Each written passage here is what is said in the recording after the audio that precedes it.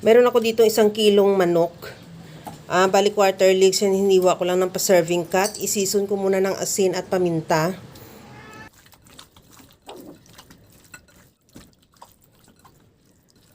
Lagyan ko rin ng cornstarch bago ko siya iprito.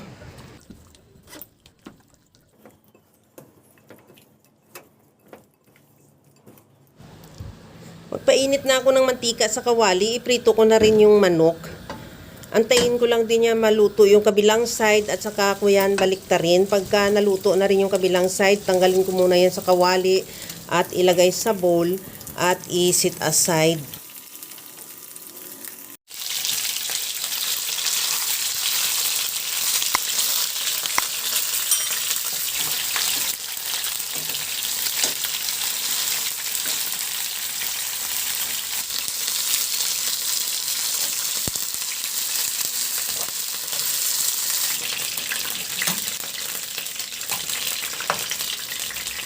Sa disim na kawali, binawasan ko na yung mantika. Igisa ko na rin yung bawang. Ilagay ko na rin yung sibuyas.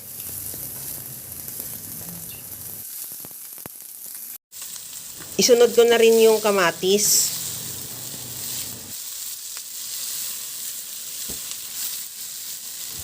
Okay na tong kamatis. Ilagay ko na ulit yung pinirito nating manok.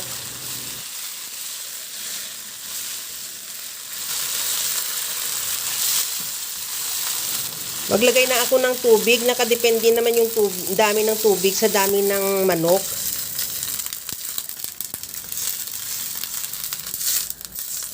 Bago ko siya takpan, timplahan ko na ng patis. Ilagay ko na rin yung patatas. At isunod ko na rin yung carrots. Takpan ko yan hanggang sa maluto lang din yung manok at yung patatas at carrots. Pagkaluto ng patatas at carrots, malaman naman natin luto na pag natusok na natin ng tinidor. Isunod ko na ilagay yung chicken sausage or hotdog. Ilagyan ko na rin ng mushroom.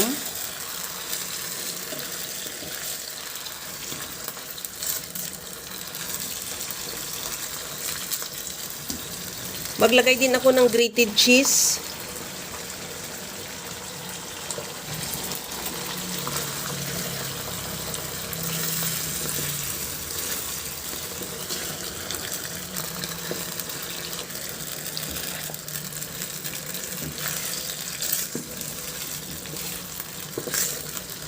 Para mas lalong creamy, maglagay ako ng evaporated milk.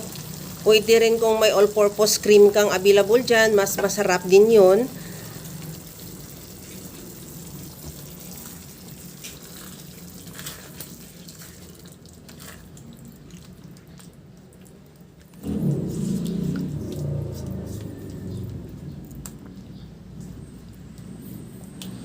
Tikman ko muna kung okay na yung timpla niya.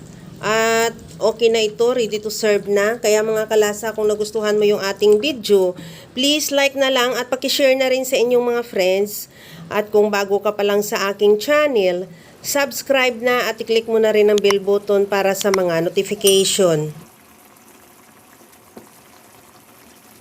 Kaya mga kalasa, alam ko kayang-kaya mo tong gawin dahil sa sobrang simple at napakadali niya lang lutuin. Kagaya lang lagi sa sinasabi ko na wala namang hindi marunong magluto basta sa simpleng paraan lang. Okay na tong ating chicken pastil, ready to serve na. Ilipat ko na lang yan sa ating serving plate.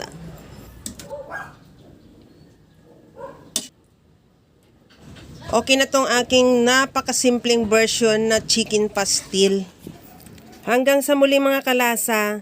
Thank you for watching. Bye-bye!